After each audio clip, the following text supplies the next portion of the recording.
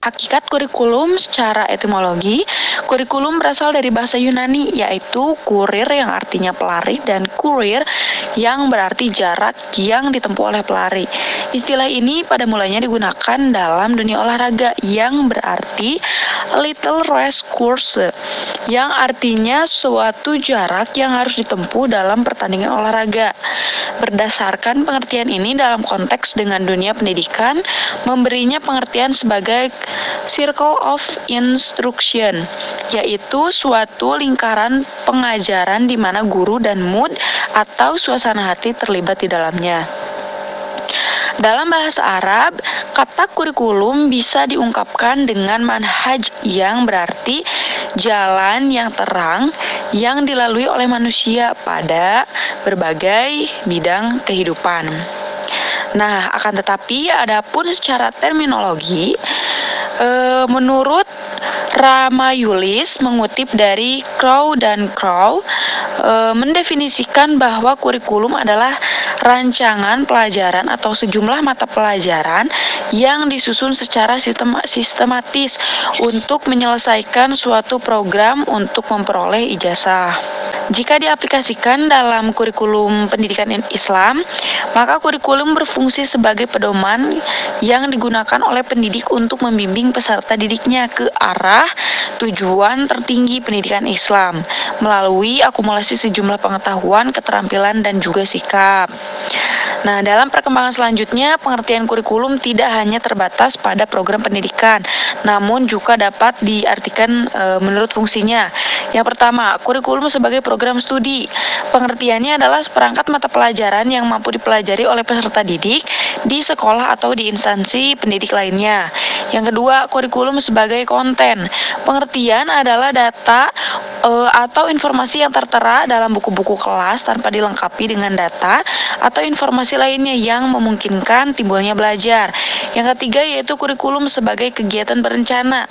Pengertiannya adalah kegiatan yang direncanakan tentang hal-hal yang akan diajarkan dan dengan cara bagaimana hal itu dapat diajarkan dengan hasil yang baik.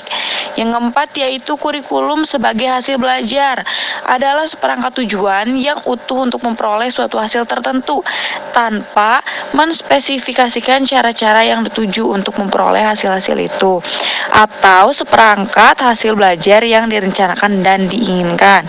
Nah, yang kelima yaitu kurikulum sebagai reproduksi kultural, yaitu transfer dan refleksi butir-butir kebudayaan masyarakat agar dimiliki dan dipahami anak-anak generasi muda masyarakat tersebut. Yang keenam yaitu kurikulum sebagai pengalaman belajar, adalah keseluruhan pengalaman belajar yang direncanakan di bawah pemimpin sekolah. Yang terakhir yaitu kurikulum sebagai produksi, yaitu seperangkat tugas yang harus dilakukan untuk mencapai hasil yang ditetapkan terlebih dahulu. Bismillahirrahmanirrahim. Assalamualaikum warahmatullahi wabarakatuh. Saya Dian Indah Parawati, izin melanjutkan materi selanjutnya, yaitu mengenai komponen kurikulum. Dalam kurikulum ini ada 4 komponen utama, yaitu yang pertama, tujuan-tujuan yang ingin dicapai oleh pendidik. Dengan lebih tegas, orang yang bagaimana yang ingin kita bentuk dengan kurikulum tersebut. Yang kedua ada pengetahuan atau knowledge, informasi-informasi, data-data, aktivitas-aktivitas, dan pengalaman-pengalaman dari mana terbentuknya kurikulum ini. Yang ketiga ada metode dan cara-cara mengajar yang dipakai oleh guru-guru untuk mengajar dan memotivasi peserta didik. Yang keempat ada metode dan cara penilaian atau evaluasi yang dipergunakan dalam mengukur dan menilai kurikulum dan hasil proses pendidikan yang direncanakan kurikulum tersebut. Selanjutnya ada materi mengenai asas-asas kurikulum pendidikan Islam. Yang pertama itu yaitu kerangka dasar kurikulum pendidikan Islam. Kurikulum yang baik dan relevan dalam rangka mencapai tujuan pendidikan Islam adalah yang bersifat integrated dan komprehensif, serta menjadikan Al-Quran dan hadis sebagai sumber utama dalam penyusunannya. Kerangka tersebut adalah Tauhid. Tauhid sebagai kerangka dasar kurikulum harus dimantapkan semenjak masih bayi, dimulai dengan memperdengarkan kalimat-kalimat tauhid seperti azan atau iqomah terhadap anak yang baru lahir.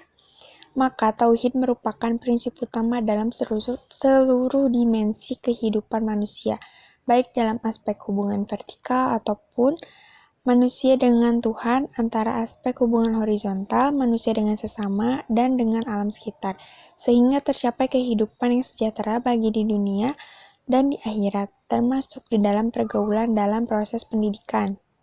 Dan yang kedua adalah perintah membaca.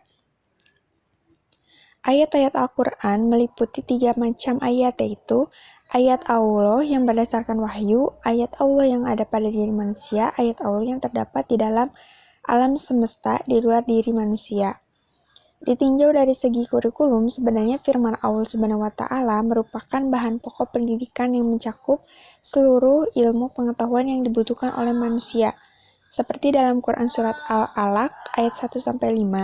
Membaca selain melibatkan proses mental yang tinggi, pengenalan atau cognition, ingatan atau memori, pengamatan atau perfection, pengucapan, verbalization, pemikiran, reasoning, dan daya cipta, creativity. Motivasi yang terkandung dalam Quran Surat Al-Alaq ayat 1-5 adalah agar manusia terdorong untuk mengadakan eksplorasi alam dan sekitar dengan kemampuan membaca dan menulisnya. Yang selanjutnya ada dasar kurikulum pendidikan Islam. Dasar-dasar kurikulum merupakan kekuatan utama yang mempengaruhi dan membentuk materi kurikulum, susunan, dan organisasi kurikulum. Herman Hahom memberikan dasar bagi penyusunan kurikulum dengan 3 macam, yaitu yang pertama itu ada dasar psikologis yang digunakan untuk memenuhi dan mengetahui kemampuan yang diperoleh dari peserta didik dan kebutuhan peserta didik. Yang kedua ada dasar sosiologis. Nah, yang mana dasar sosiologis ini digunakan untuk mengetahui tuntutan yang sah dari masyarakat. Yang ketiga, ada dasar filosofis yang digunakan untuk mengetahui keadaan semesta atau tempat kita hidup. Nah, sedangkan yang menjadi dasar dalam penyusunan kurikulum pendidikan Islam adalah yang pertama itu ada dasar agama. Nah, dalam arti segala sistem yang ada dalam masyarakat termasuk pendidikan harus meletakkan dasar falsafah, tujuan, dan kurikulumnya pada dasar agama Islam, yaitu Al-Quran, hadis, dan sumber-sumber yang bersifat puru lainnya dengan segala aspeknya. Yang kedua ada dasar falsafah yang memberikan pedoman bagi tujuan pendidikan Islam secara filosofis sehingga tujuan, isi, dan organisasi kurikulum menjadi suatu kebenaran dan pandangan hidup dalam bentuk nilai-nilai yang diyakini sebagai suatu kebenaran, baik ditinjau dari segi ontologi, epistemologi, maupun aksiologi. Yang ketiga ada dasar psikologi. Nah, dasar psikologi memberikan landasan dalam perumusan kurikulum yang sejalan dengan ciri-ciri perkembangan psikis peserta didik, sesuai dengan tahap kematangan dan bakatnya, memperhatikan kecakapan pemikiran dan perbedaan perseorangan antara individu peserta didik dengan peserta didik yang lainnya. Yang keempat ada dasar sosial. Dasar sosial memberikan gambaran bagi kurikulum pendidikan Islam yang tercermin pada dasar sosial yang mengandung ciri-ciri masyarakat Islam dan kebudayaannya. Sebagai tidak ada suatu masyarakat yang tidak berbudaya dan tidak ada suatu kebudayaan yang tidak berada pada masyarakat. Nah, kaitannya dengan kurikulum pendidikan Islam sudah tentu kurikulum ini harus mengakar terhadap masyarakat serta perubahan dan perkembangan yang ada di masyarakat. Yang kelima ada dasar organisatoris.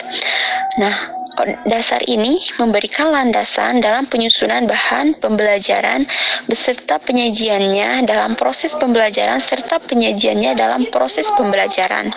Selanjutnya yaitu ada prinsip-prinsip kurikulum dalam Islam.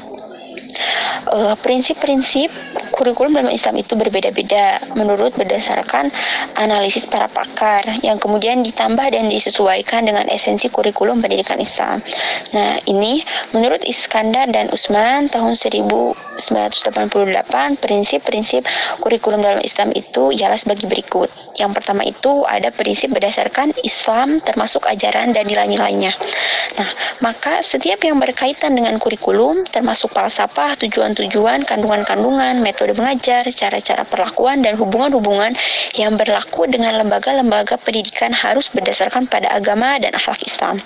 Yang kedua, ada prinsip mengarah kepada tujuan adalah seluruh aktivitas dalam kurikulum diarahkan untuk mencapai tujuan yang dirumuskan sebelumnya.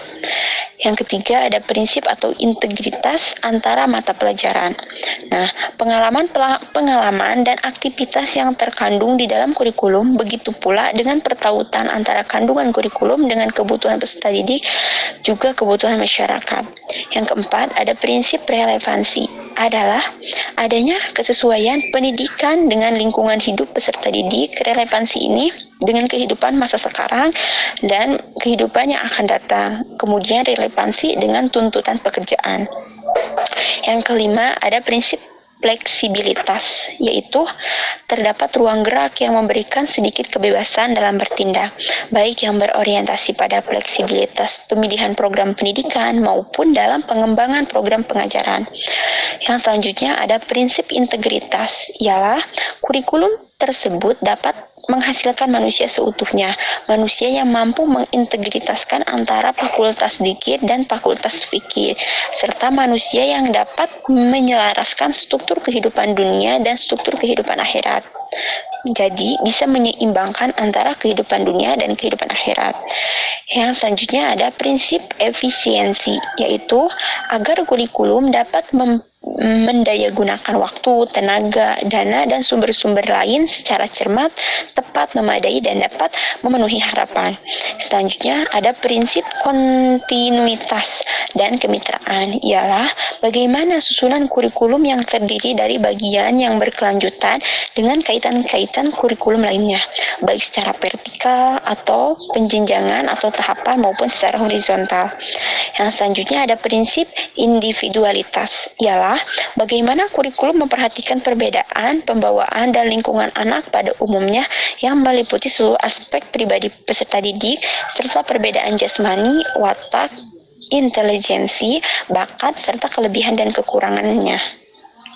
Yang selanjutnya ada prinsip kesamaan memperoleh kesempatan dan demokratis, ialah bagaimana kurikulum dapat memberdayakan semua peserta didik dalam memperoleh pengetahuan, keterampilan, dan sikap sangat diutamakan. Nah, seluruh peserta didik dari berbagai kelompok seperti kelompok yang kurang beruntung secara ekonomi dan sosial yang memerlukan bantuan khusus, berbakat, dan unggul berhak menerima pendidikan yang tepat sesuai dengan kemampuan dan kecepatannya. Yang selanjutnya ada prinsip kedinamisan, ialah agar kurikulum tidak statis tetapi dapat mengikuti perkembangan ilmu pengetahuan dan perubahan sosial. Yang selanjutnya ada prinsip keseimbangan, adalah bagaimana kurikulum dapat mengembangkan sikap potensi peserta didik secara harmonis. Yang selanjutnya, yang terakhir ada prinsip efektivitas, ialah agar kurikulum dapat menunjang efektivitas pendidik yang mengajar dan peserta didik yang belajar. Nah, dari materi yang sudah disampaikan, dapat disimpulkan ialah sebagai berikut. Pengertian kurikulum dalam pandangan modern merupakan program pendidikan yang disediakan oleh sekolah yang tidak hanya sebatas bidang studi dan kegiatan belajar saja, akan tetapi meliputi segala sesuatu yang dapat mempengaruhi perkembangan dan pembentukan pribadi peserta didik sesuai dengan tujuan pendidikan yang diharapkan, sehingga dapat meningkatkan mutu kehidupan yang pelaksanaannya bukan saja sekolah tetapi juga di luar sekolah. Selanjutnya, ada 4 komponen utama kurikulum, yaitu tujuan yang ingin dicapai atau pengetahuan, metode dan cara-cara mengajar, serta metode dan cara penilaian atau evaluasi. Selanjutnya, prinsip kurikulum dalam Islam antara lain prinsip berasaskan Islam, prinsip mengarah kepada tujuan, prinsip integritas antar mata pelajaran, prinsip relevansi, prinsip fleksibilitas, prinsip integritas, prinsip efisiensi, prinsip kontinuitas, prinsip individualitas, prinsip kesamaan, prinsip kedinamisan, prinsip keseimbangan, dan prinsip efektivitas. Kurikulum pendidikan Islam berorientasi kepada pelestarian nilai peserta didik, masa depan, perkembangan ilmu pengetahuan dan teknologi, sosial atau tuntutan sosial, penciptaan tenaga kerja, dan orientasi penciptaan lapangan kerja.